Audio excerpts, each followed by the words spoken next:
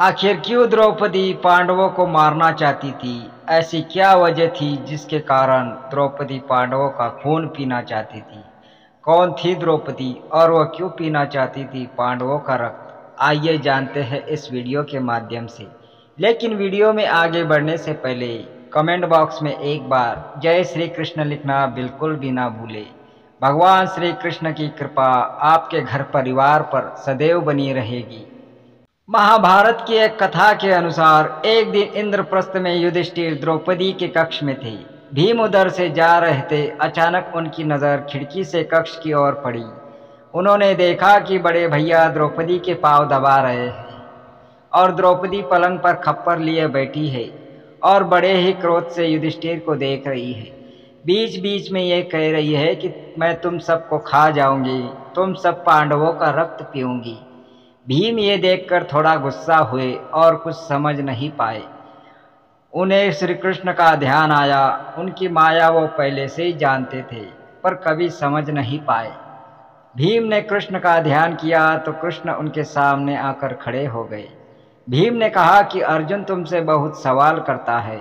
मैं आयु में तुमसे और अर्जुन दोनों से बड़ा हूँ, इसलिए आज मुझे भी बता दो। तब कृष्ण ने कहा, पूछिए क्या पूछते हैं। भीम ने कहा, तुम्हारी माया क्या है, मुझे भी दिखा दो।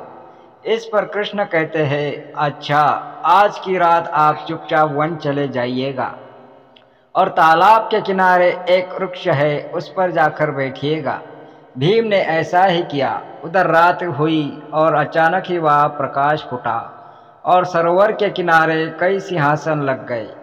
थोड़ी देर में इंद्र, मारुति आदि देवता और योग योगिनियां भी वहां प्रकट हुई। इसके बाद भीम ने देखा कि द्रौपदी अपने उसी भयंकर रूप में चली आ रही है। पीछे महाराज युधिष्ठिर समेत उनके सारे भाई और सबसे पीछे नारायण भी थे।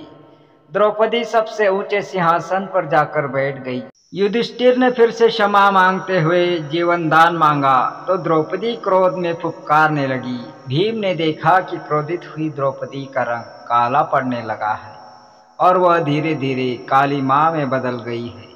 अब वहाँ जो भी योगिनियां उपस्थित थी वह सब रक्तम देही कहने लगी थी और खप्पर पटकने लगी थी।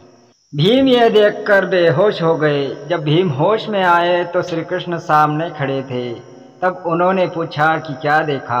तब भीम ने कहा, मैंने आपकी माया देखी। तब कृष्ण ने कहा, कोई उपाय है? भीम ने कहा, आप बताइए। तब कृष्ण ने कहा, आज दोपहर जब द्रौपदी भोजन परोसे तो खाना मत, उस भोजन को छूना भी मत, और जब पूछे कि क्या चाहिए तो कह देना कि एक वचन चाहिए। भोजन परोसते हुए द्रौपदी मना नहीं कर सकेगी। भीम ने ऐसा ही किया।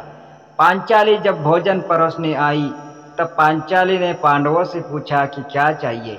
तब भीम ने तपाक से कह दिया, हम पांचों को जीवन दान चाहिए। द्रौपदी ने अभी ये सुना ही था कि कृष्ण आ गए और बोल पड़े कि छठे प्राण मेरे भी बख्श दो।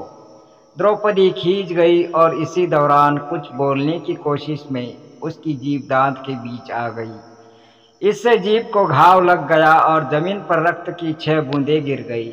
इतने में द्रौपदी सावधान हो गई और अन्य बूंदें गिरने से बचा लिया। फिर उसने कहा, ठीक है माधव, जैसा आप चाहे। ऐसा कहते ही पांडवों और कृष्ण को अभयदान मिल गया। महाभारत युद्ध में यही योद्धा जीवित बचे, बाकी सारे मारे गए या फिर श्राप को झेलते रहे। युद्ध में अर्जुन नारायण का निमित्त बना, नारायण काली के लिए माध्यम बने। द्रौपदी असल में कौन है, इसकी असलियत हमें तब पता चली जब वह दुशासन की छाती के लहू से बाल धोती है।